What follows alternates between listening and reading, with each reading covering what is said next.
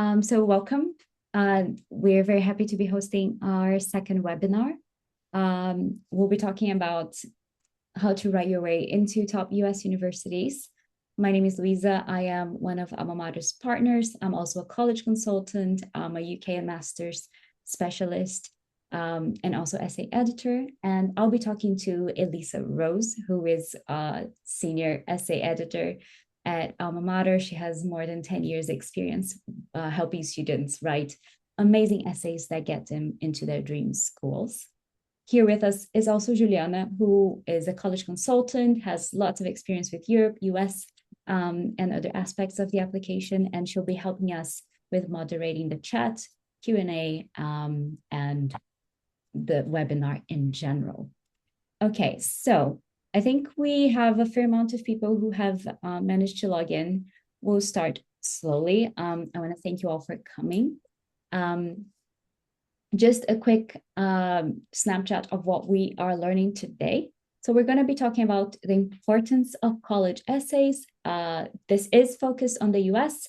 We're going to talk about the Common App personal statement, which is the main essay that goes to all the universities that you apply through the Common App.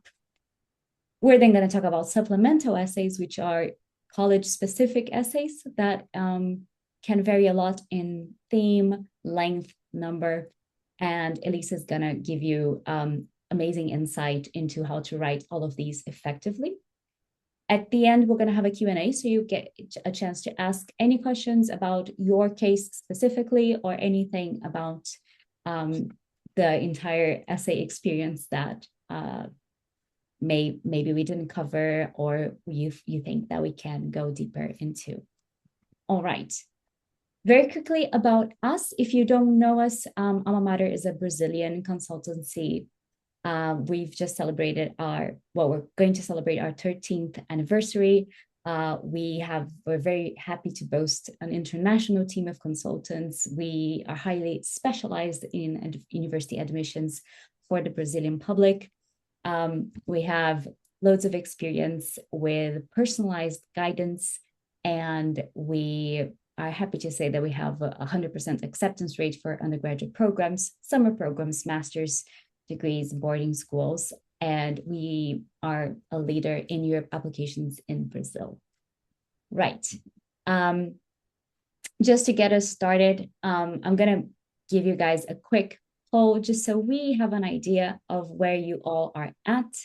I'm going to launch the first poll. It should pop up for you. It asks you, what's the hardest part of writing for you? And I'll give you all a few seconds to start responding. I can see that you are already answering.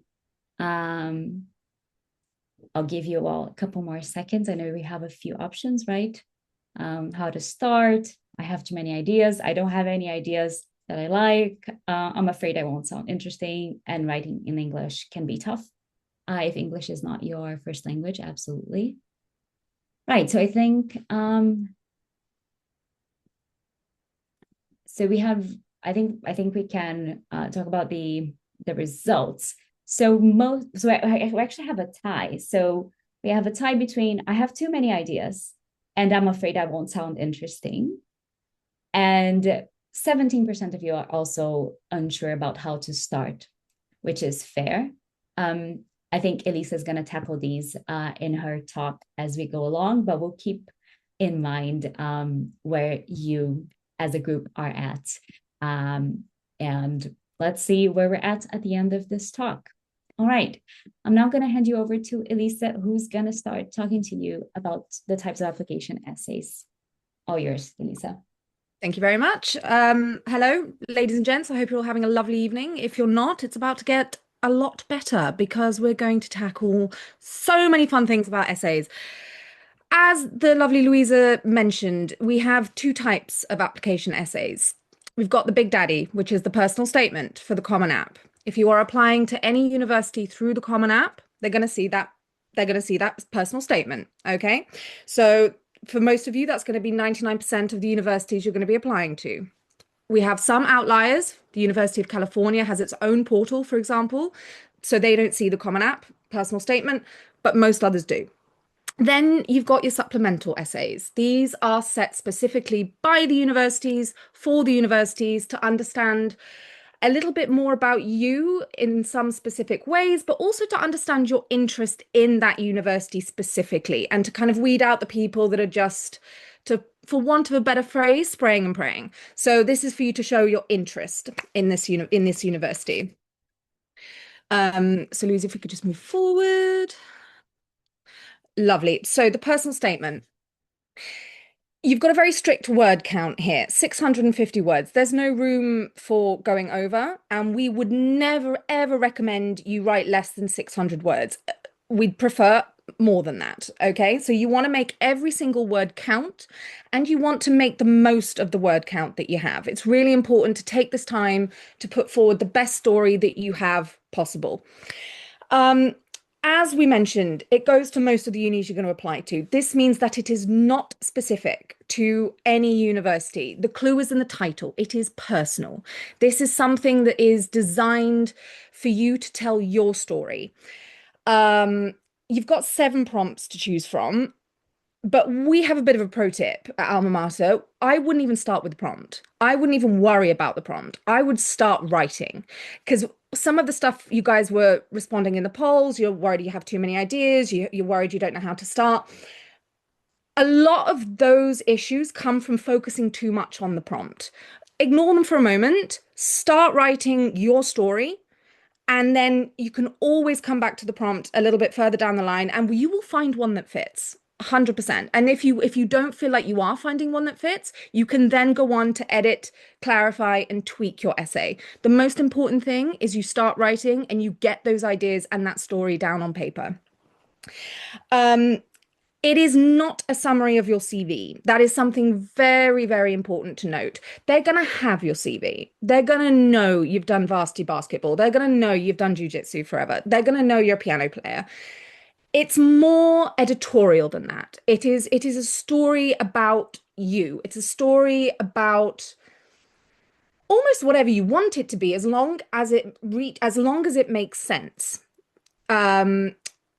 Which I realize that I'm not making 100% sense, but it can be anything, is what I want to say. We've seen beautiful personal statements about backpacks, about pencils. We've seen ones about personal challenges. It can be anything. What it cannot be is a list of your activities and achievements.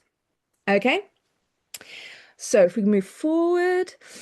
Right. The reason why it's important. SAT scores are important. GPA is important. What you get in your IB is important. Those are the numbers that form a huge part of your application, but they're not the only thing that universities look at. When we say here that they use holistic admissions, they want to know more than the numbers. They want to know the person behind them.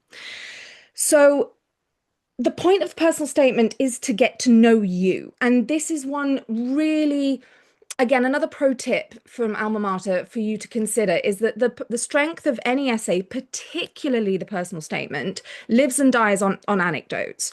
It's very much a show not tell situation, which we are going to come to a little bit later on. But they want to hear about your story, your experience, and what drives you.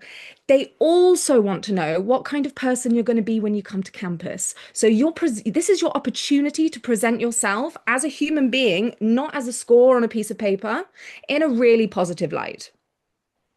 Okay? So, This is where I interrupt you. I'm so sorry. We're just doing a quick second poll, just so we have an idea about how far everyone is at. How far are you well, let me launch the poll. There you go. So how far are you in writing a personal statement? Have you not begun? Do you have a first draft? Have you written several drafts? Are you done or almost done? Let us know. I'm quite curious to see.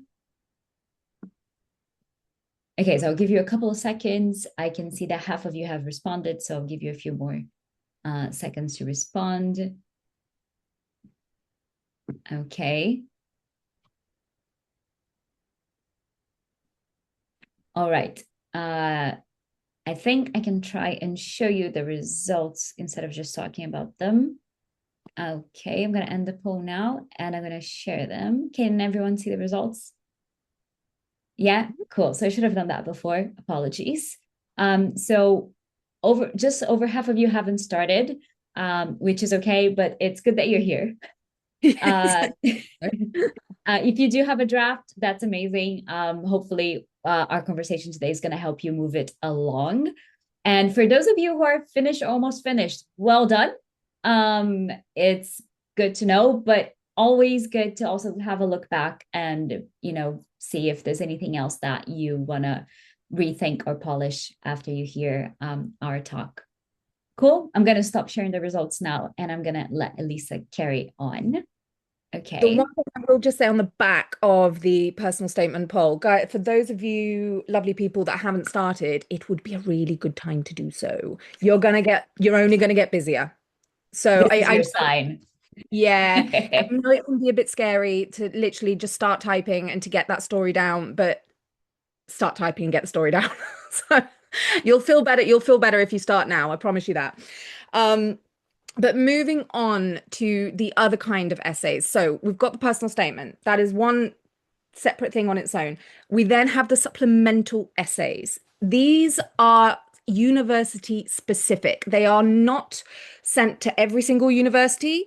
Each one can choose whether or not it requires them. And if it does, it is very specific to that university. Okay, so they are additional to the personal statement. You have to do them both, should they be required. The word count varies. Here we have from 100 to 500 plus words. I mean, we get even shorter than that sometimes. Stanford, for example, has short answers of 50 words. And that's much, much harder than writing 500 words because literally every single character counts. So yeah, they really, really vary. Their generic answers are not going to cut it for the supplemental essays. They want to know exactly why you want to be there. That's what's the most important thing about that. And for that, we're going to come on to this a little bit further down the line, but research there is absolutely key. You need to be prepared to know and to say why you want to go to that university. Okay, so when we talk about research, we're talking about being able to reference professors, being able to reference classes, being able to reference research centers. But again, we'll cover that in slightly more detail. But that's what I mean in terms of you need to be able to tell them, I want to be I want to join your campus community for X, Y, Z reason. And all of those reasons have to be different for every different university. Okay. Oh, well, yeah, sorry. And in connect back to your own experiences, my apologies. Every supplemental essay has to, you can't just pull something out of the sky and say, I want to do environmental science because I've cleaned up 80 beaches if you haven't done it. It does actually have to connect back to your experiences. Okay. And if I can add something, you shouldn't get stuck on telling Harvard how amazing Harvard is. Oh no, Harvard knows. Yeah. Yeah. So it should be actually, it is about the school, but it's also about you in relation to it. That's an excellent point. They know how great they are. They know their location and they know what their campus looks like. I know they're all gorgeous, but they know that too.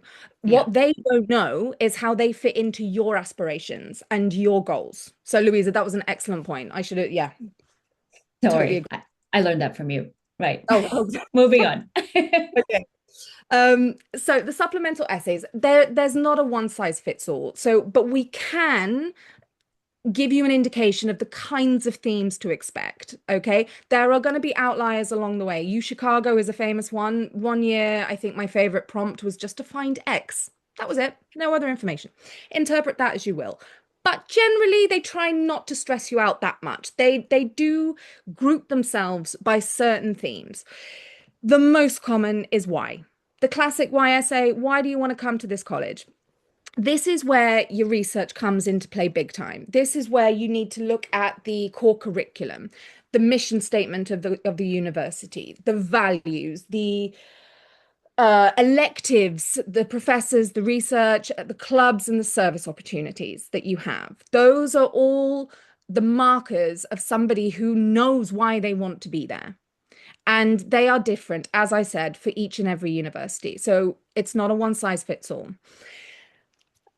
One pro tip from Alma Mater, though, I would say mention your major in the first paragraph. So that is the first thing that they bear in mind when you then go on to list out all the specific details of why you want to do that major. Don't waffle and then come to the major at the end. Start with the major, then explain why. Okay? The next one, super, super common, community or identity, sometimes known as diversity. They want to have a diverse campus. Okay, they don't always have a diverse applicant pool.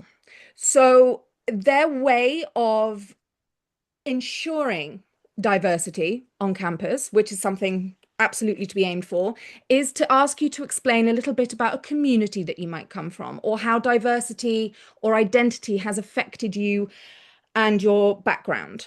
Now, this can feed into you could think about anything related to ethnicity, cultural heritage, something if you are LGBTQIA, anything like that, that would all count as a community. Or a community could be more nebulous. It could be religious, it could be a community of found people, like people that you have worked with or served with or been at school with. Any kind of community, as long as you can make the case for it, counts.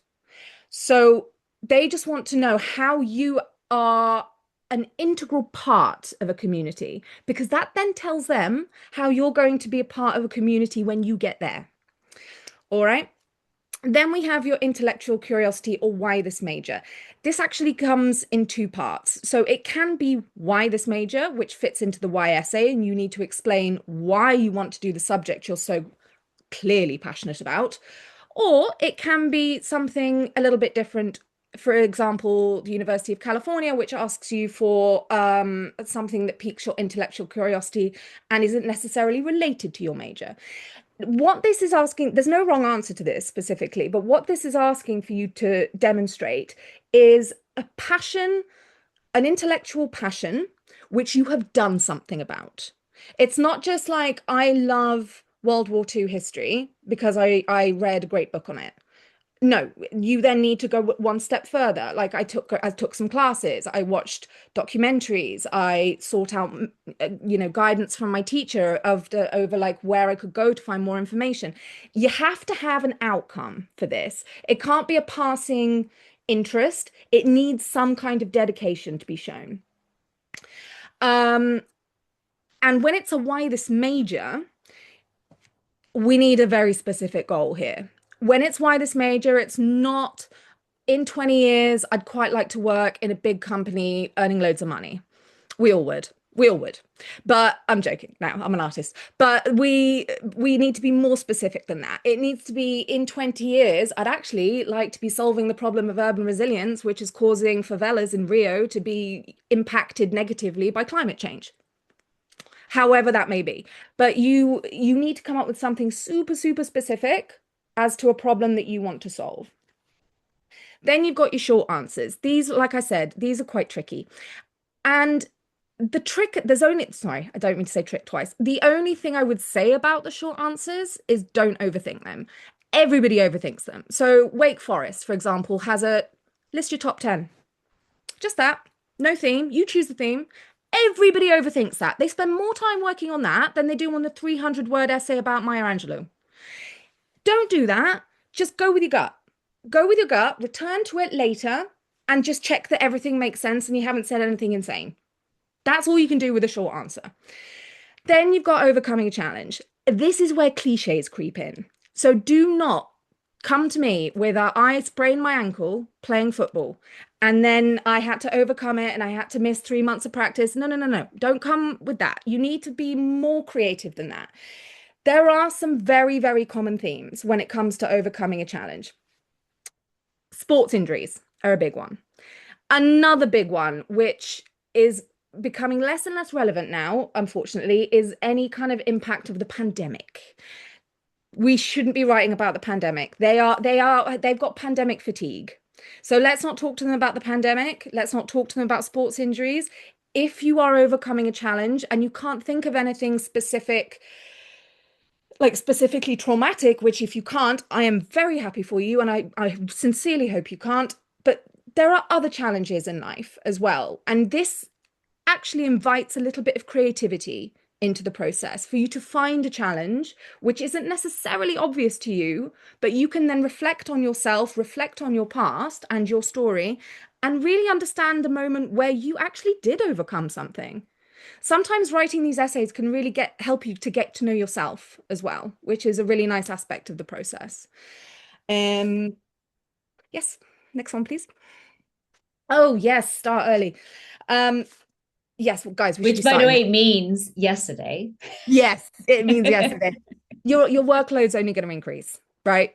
By the time you get to the prompts, most of the prompts have started to come out now, but they will all be out in the next 2 weeks. If you haven't started your personal statement now, you should be starting it now.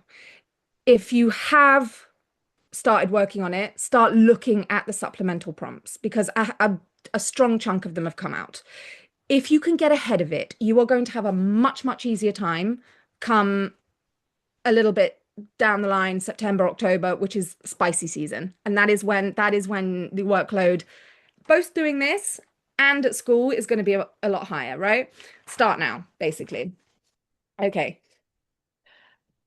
Yes. Now, some of you said you don't know how to start. This is one of the most difficult parts of specifically the personal statement. Supplementals, not so much.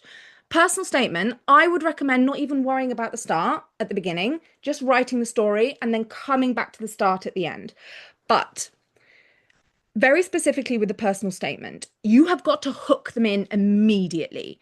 And that involves, in my opinion, starting in the present tense, drawing the reader into a moment that you can then return to in the conclusion. And then using that as this almost like a spine of the essay. And then jumping off that spine to give us little anecdotes about your life. So, for example, I'm just going back to sustainability.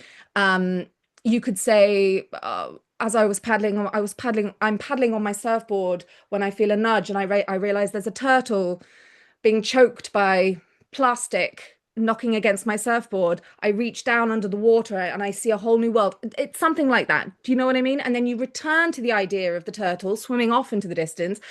Less cliche, but I actually didn't prep for coming up with an idea of a hook. But you can then return to that in the conclusion. But that's kind of what we want. We start in the middle of the moment, not my name is Maria, I'm 18, I like ballet. It's like we need to be much, much more immediate in the moment, draw the reader in, keep them interested. And remember, they read hundreds of these a day. So you want to be the one that stands out. The beginning is the most important bit, but don't necessarily start with it. Sorry, Elissa, if I can add something. So 100% what she said. Also, don't worry about this in the beginning. You do not have to get this right in the beginning. Most students don't. Most writers don't. You usually get the first sentence well after you have a big chunk written of whatever it is you're writing. So don't overthink it. Get to writing and you can think about your hook afterwards. I would just add, I love starting the present tense is a really good way to hook your reader in. I also like using your 5 senses, not all of them, but pick one. And you can use a smell, something that you're looking at, a sound that you're hearing, something that will even intrigue the reader. Like, what is that? What are you talking about? So if you're writing about a festa junina, right? If you're writing about something, you can write about the smell of cocada. What does it smell like? Or, what does it taste like? And if you start small and then you go big, that's usually a nice little trick of making your beginning more interesting. So I was just building on that. Are we happy to move on? Yes, but yeah, fully agree there. Fully agree there. Yes, and writing in your voice. Now, I am a big fan of getting a second opinion. Okay, it's really, really important to get a second opinion. But it is very, very obvious if somebody has interfered in your essay writing process. If we do have situations where someone else has taken a look and said, well, actually, I think you need to write like this, and it doesn't come across as authentic, and it is obvious. So when we work with you guys, we work with you guys to actually make sure that your voice is the most prominent part of every essay that is sent out. So bear that in mind, take advice and take a second opinion, but also always make sure that you are the person that it returns to before it goes anywhere, is all I'd say there. Yeah, this is show not tell. Again, I'm coming back to the anecdotes. I'm going to keep coming back to it because anecdotes are so important, right? They're everything. You cannot just say I had a great time surfing without saying sorry, that's a really bad one. You can't just say like actually I really believe in cleaning up beaches without doing something about it, without saying, and this one time with my grandfather he showed me the importance of that by making me pick up a can that I dropped. That's even the tiny things, those are super important because they add color. So don't just tell us, show us editorially, obviously. Perfect.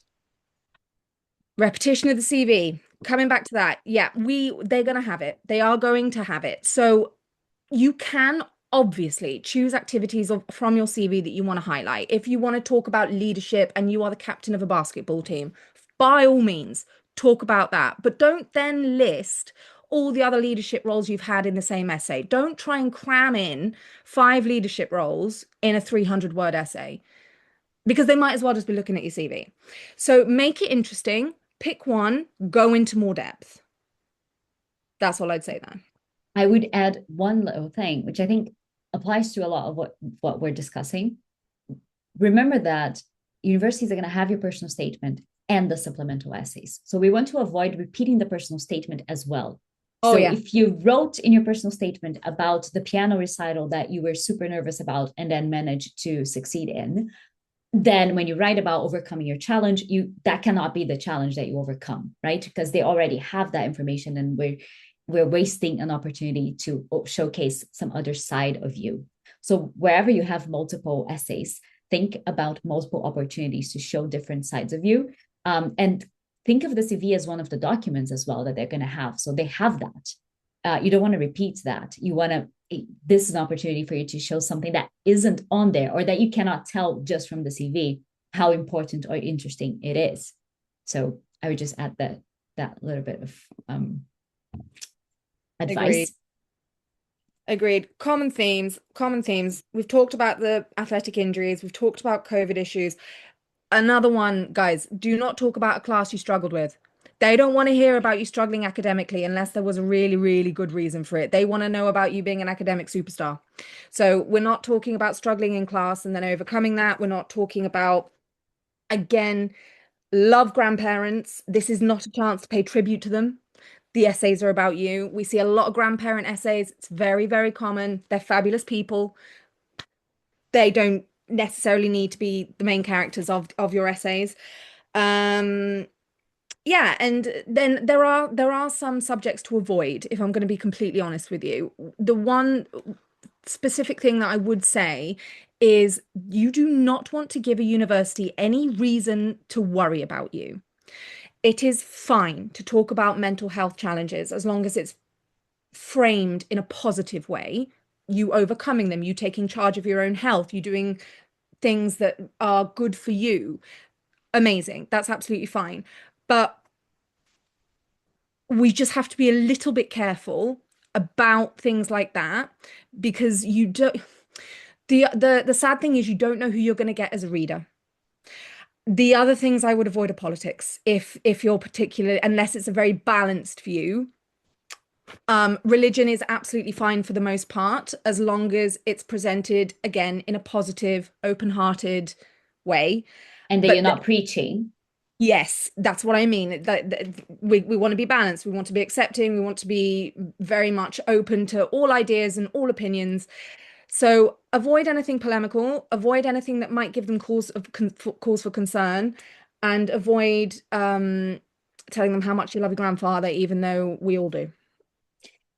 If I could, I would just add a good rule of thumb is avoid anything that would make admissions officers uncomfortable possibly reading. Yes. So anything that would make them maybe a bit uncomfortable, worried about your physical or mental health, or maybe something that even when we talk about mental health, we need to be careful because, like Elissa said, you don't know who's reading. So let's not make people uncomfortable by diving too deep into difficult topics, even though there's a balance to this, because sometimes very good personal statements do deal with difficult topics, although they don't have to. Okay, you don't have to have a big traumatic story to write a good personal statement or a supplemental essay. I was just also going to say there are exceptions to these rules, but they are very few and far between. You're probably not the exception, but you will come across the eventual essay that does mention a grandparent that passed away, but that will have a very specific reason to be there, and it will be tied into a bigger theme, and it won't just be, I lost a grandparent and that was difficult for me, because sadly that is a fairly common experience. So there are exceptions, but be mindful that you have to have a very good reason to believe that your common theme is the exception, if that makes sense. And you're right, Luiza, it is normally part of a broader narrative, saying something else about the student, not about the grandparent. Yeah, this is about you. It's your personal statement and your supplemental essays. Yeah, editing for clarity. So second opinions are always good. The most important thing you could do as well is step away. Step away from what you consider to be your final draft, come back and read it again. Ask somebody to read it coming in cold and make notes about anything that seems unclear. Go back to it, step away, go back to it again. Your first draft, or even what you consider to be your first final draft, isn't. You go back to it a couple of times and no more than that, and then just make sure that everything makes absolute sense and is where it should be, and that the grammar and punctuation are as good as you can make it. Perfect. Yeah. In terms of translating emotion and not just language, a lot of you guys you are writing in your second language, which is a challenge. And some of you said in the poll that you find that it's going to be a little bit difficult. It is. It is difficult, absolutely. Don't get too hung up on using perfect, sophisticated English. They don't care that much, not really. It's more about you, and it's more about how you are able to convey through what you're writing, how you feel, how you behave, what you think, what your morals are, what your goals are. It doesn't need to be very, very erudite, very sophisticated language because that can often end up being quite cliched. So don't focus too much on that. Think more about the message that you want to convey. Try and get that across, and then give it a polish. Give it a polish. But start with the emotion, not the language. Now, this is a big one. Yeah. It is AI. Right. Everybody uses it. Everybody uses it. We all do. And everybody knows that everybody uses it. It's really obvious when you use it too much. So that's the one thing I want to say. Your personal statement, if you try and write, even your supplementals as well, actually any essay that you try and write just using AI is going to be so unbelievably obvious that it's going to be just cast away. They're going to know. Okay? You have to start with you. You really, really have to start with you. You have to start with your ideas, with your stories, with your words. If you want to run it through Grammarly, which is AI, to give it a polish, fine. But recognize also that that is AI, and that will come with markers. All AI comes with markers. So yeah, don't use it to generate ideas, because it's going to come up with cliched ideas. It doesn't know you. It's a machine. You have to come up with the ideas yourself. You have to get them down on paper at least once yourself. They have to be your words. If you need help structuring paragraphs, it can be quite good for that, but do not then just copy and paste. Don't just take the grammar structure that it uses, because again, it uses those giant M dashes, which is such a clear marker of AI, and it uses incredibly grandiose, like big language that you don't need to use. I mean, I'm just I could thinking some. also say, sorry, Lisa, Yeah, go for it. it's usually bad. Oh It will yeah, be grammatically correct. It will have what well, most of the time. And yeah, it not will have, yeah, and it will have, it will probably answer the prompt, but it's usually bad. I prefer like a messy first draft from a student to anything that AI generated because it doesn't have personality. By nature, AI replicates, it doesn't create anything new. yeah. So it's I know there's, especially when you're writing in second language, there is a temptation to think, well, maybe AI will help me be better. I promise you, it won't. Not in those ways. Like Elisa said, you can use Grammarly maybe for grammar if you want to. You can use ChatGPT maybe to say, is the order of the paragraphs awkward? Maybe can I reorder them? But nothing beats you sounding like you. And Mm. the only way for you to do this is for you to write. I'm sorry to tell you, there is no way around it. And it's just I can't keep saying this enough, guys. It's so obvious. It's Oh yeah, so obvious when it's been used from the beginning. Um, yeah, Great for synonyms is the one thing I will say. I use it for synonyms. Two thumbs yeah, up for the synonyms. But this is what I mean. Everybody uses it. You just have to use it in the right way. yep, absolutely.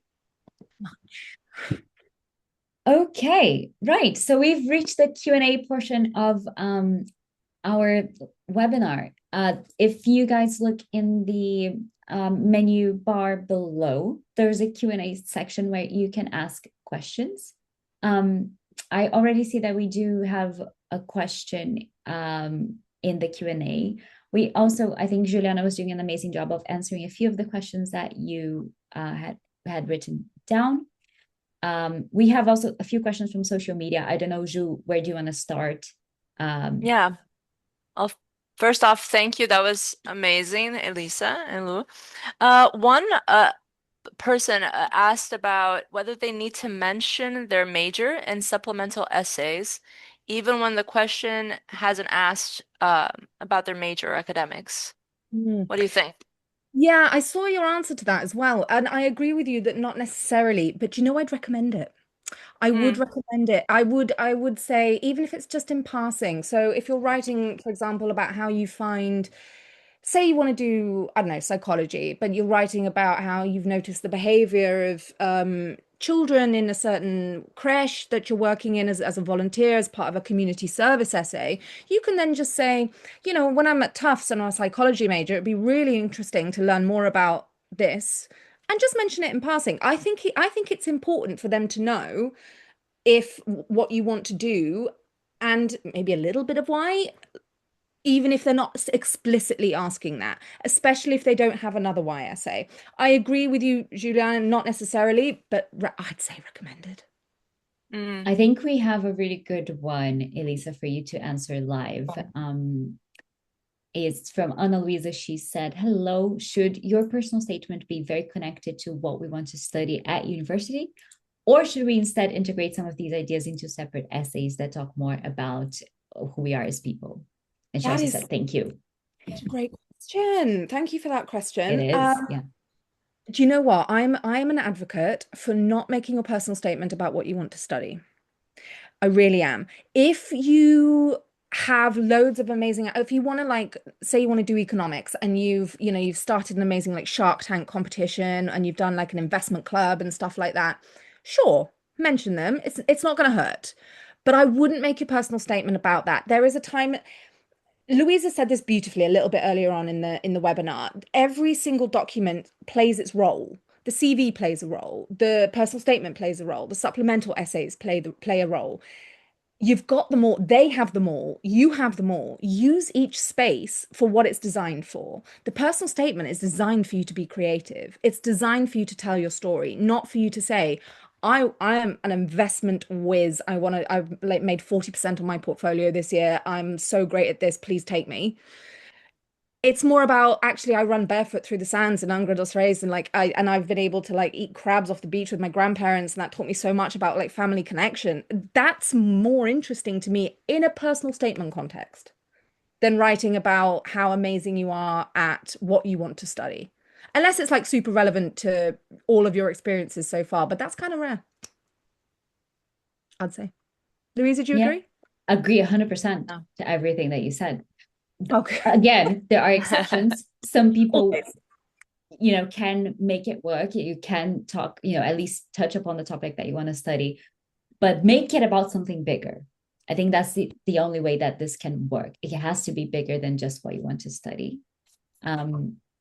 I don't know, Juliana, do we Yeah. want to answer maybe one of the questions from social media, or do we have you? I'll leave this up Sure. to you. Sure. There is one that is interesting. It's about whether they can reuse essays they wrote for school. Ah, it depends. They can Yeah. recycle, yeah, recycling That's a common essays. question. Yeah, that depends. That depends on the short answer is yes. The longer answer is under certain circumstances. So if you've written an amazing IB extended essay, if you've written an amazing essay for an IA or anything like that, which goes into real depth about something that you care about, and then you get a prompt like, what is, what kind of intellectual passion do you have? Sure, you can reuse parts of it. They're going to be a lot shorter though. So you're going to have to, that's going to be a real editing job for you to select what's most relevant, connect it to the school in question, and lighten it slightly, I imagine. But again, it depends on the essay. But I would say, sure, under the right circumstances. It may be a path of least resistance to just write it again, to be Yeah. honest. Sometimes it's more work Yeah. adapting something that exists than writing it from scratch. So it's definitely a case by case basis. Mm, Yeah. Maybe the style as well being very academic, right? true. Yeah, exactly. So we have this other question. Do we have time still for another Yeah, one? we still have a few minutes. Go ahead. Okay. Whether they should answer the prompt exactly, directly, or if they can be a little bit more creative. Is that personal statement? Personal statement. Yeah. Personal statement. I wouldn't even start with the prompt. As I said, I wouldn't start with the prompt. I would go straight into the writing. Try not to worry too much about how it's going to turn out. Your first draft's going to be bad, guys. It's going to be bad. But your second draft's going to be better. Your third draft's going to be great. The fourth draft probably is going to be your final one. And then you'll go back and tweak it. And then you can look at the prompts and think, okay, where does this fit? And always remember, there are 7 prompts, but you've got that last one, which is a catch-all, which is like if you, I forget the exact terminology, but it's like if you, what do you have anything else you want to say that doesn't actually fit another prompt? You can just put it there. So whatever you have to say, there is a prompt for it. But start with what you want to say. The prompt will follow. You'll get there.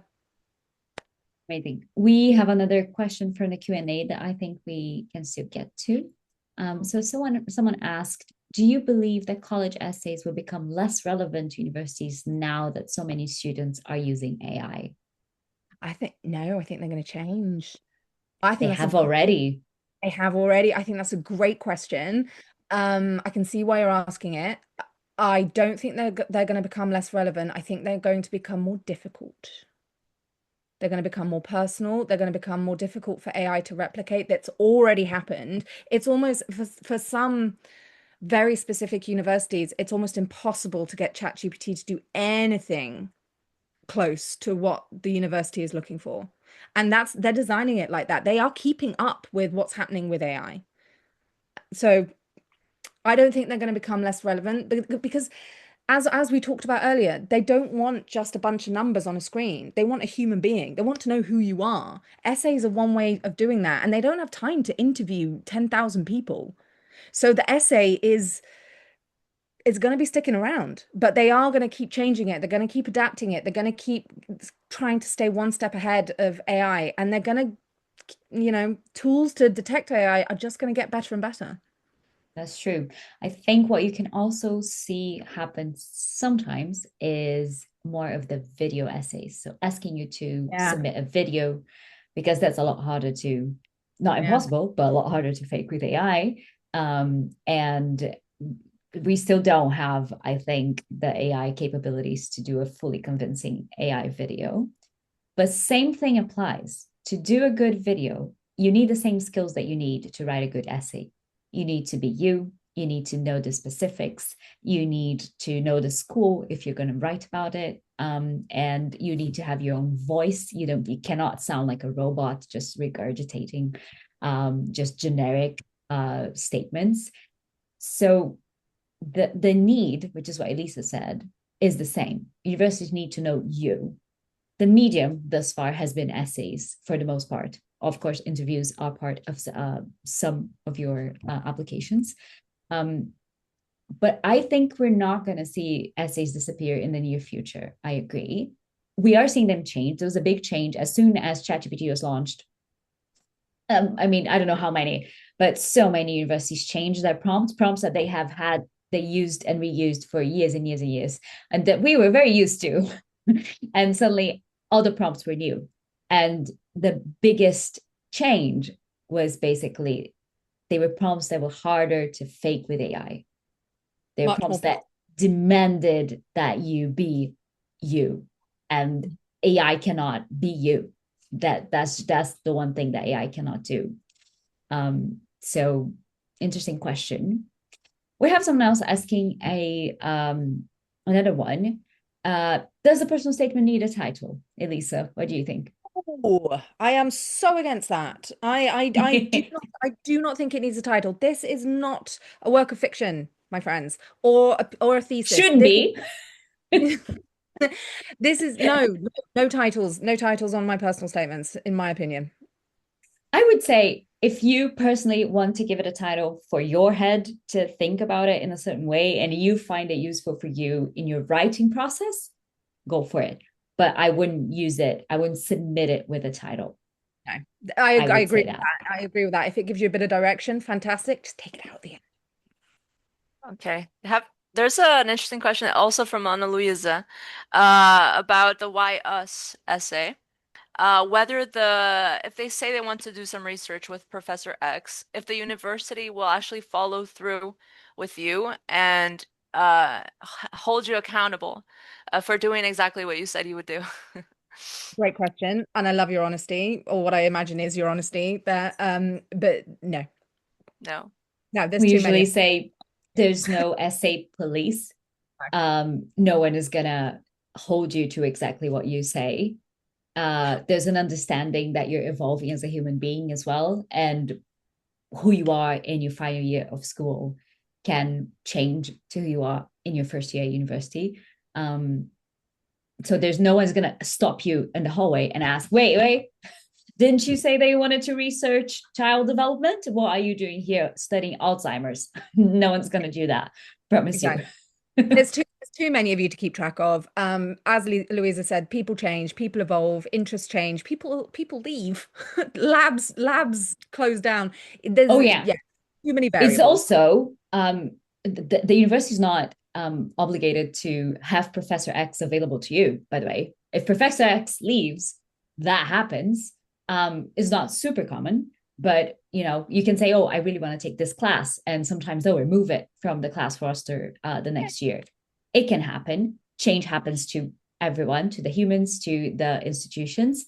The point of you telling them what you want to do is for them to be able to imagine you on campus. Yeah. Who are you?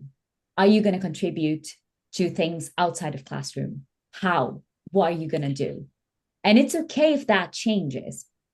But essentially, usually, you're still you. So even if you're not doing exactly that research with that professor, you're interested in doing research with someone. So you're probably going to just do research with someone else. And that usually works out. I don't know. I hope that answers your question, Ana Luiza. I think I'd answer. Sorry. Go ahead, Ju. It's important to be persuasive. So, of course, you have your credentials, and they'll see that. But you need to learn how to sell yourself with honesty because you are engaged, but using the right way of communicating that passion, your interests, your engagements. And if you're persuasive, if you know how to use the right words and get the message across, I think that's really what will matter and make the difference in your application. So Totally That agree. is true. Don't sell yourself short. I will say we have 8 minutes. Maybe we have time for one more question from that we got on social media, and then we wrap up. What do you think, Drew? Sure. We already mentioned off-limit topics, but someone asked about humor. So can they incorporate humor in a personal statement, or is it like one of those topics maybe they should avoid? I'd say it depends on the humor. To be honest, say yes. I would say yes. But remember, humor is one of the most subjective elements of a person's character and a cultural character. It does not translate easily. I know that as an immigrant in Brazil. I think it took me 2 years to make my first joke, and people laughed at me. No, sorry, with me rather than at me. It took like 2 years. Humor doesn't translate particularly well, especially when you're writing in your second language. So I would say yes, but be careful. Yeah, I would say it's really tricky. It can be, if you get it right, it can be great. It can be really good. And I've seen students do it well and do it in their voice because it's part of the way that they talk, and they make it work in the essay. And the way that we do this as a group of consultants is we ask a bunch of other people to read it to make sure that it is, making sense to other people. But I would be careful. If you're unsure whether it's working or not, I would avoid. I think that's that's my 2 cents on that one.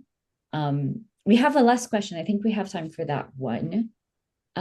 Someone asked, does a personal statement need to be a full text structured in paragraphs, or can I add quote-like structures? I mean, like an internal monologue or someone saying something to me. Yeah, Very sure. interesting question. Yeah, no, really interesting question. Yeah, no, I'd say yes, you can. Absolutely. I think but it has to be, if you're gonna be stylistic with it, you gotta commit. You've gotta go big or go home, basically. So if you wanna add quotations, that's absolutely fine. You can do that within a normal paragraph structure.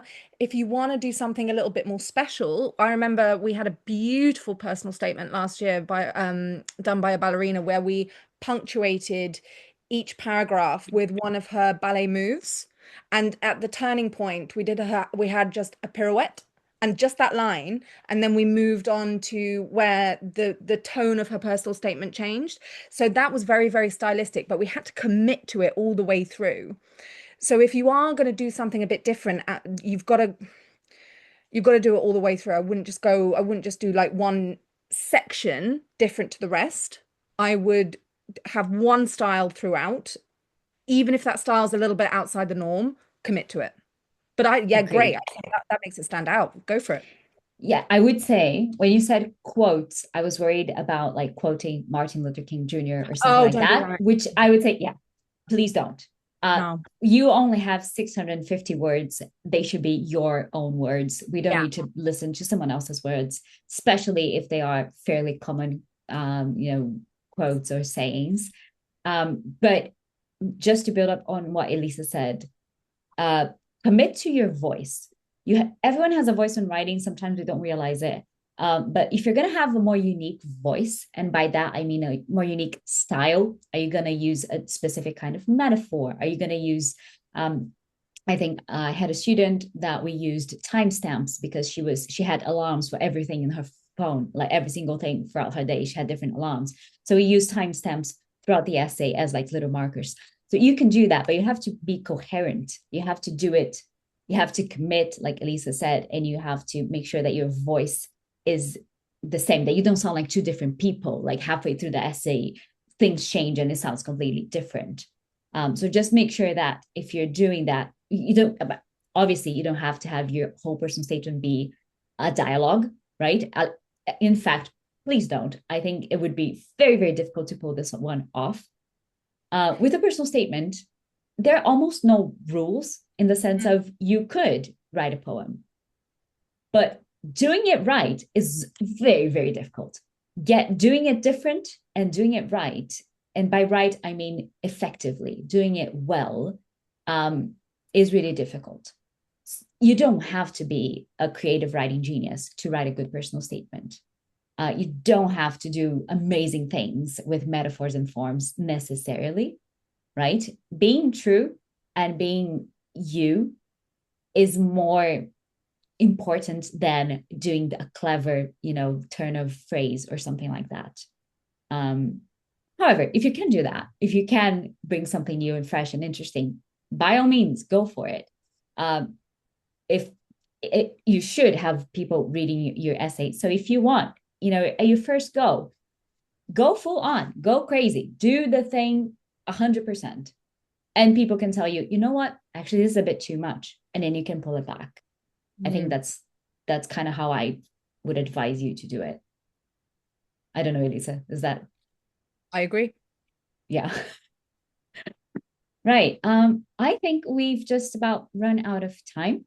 I wanted to thank Elissa for being here and sharing her amazing knowledge with us. I wanted to thank everyone who joined for participating, asking questions, or just being here and taking time of your evening or wherever time zone you're in to learn more about the college essays that are such a key part of your application to US universities.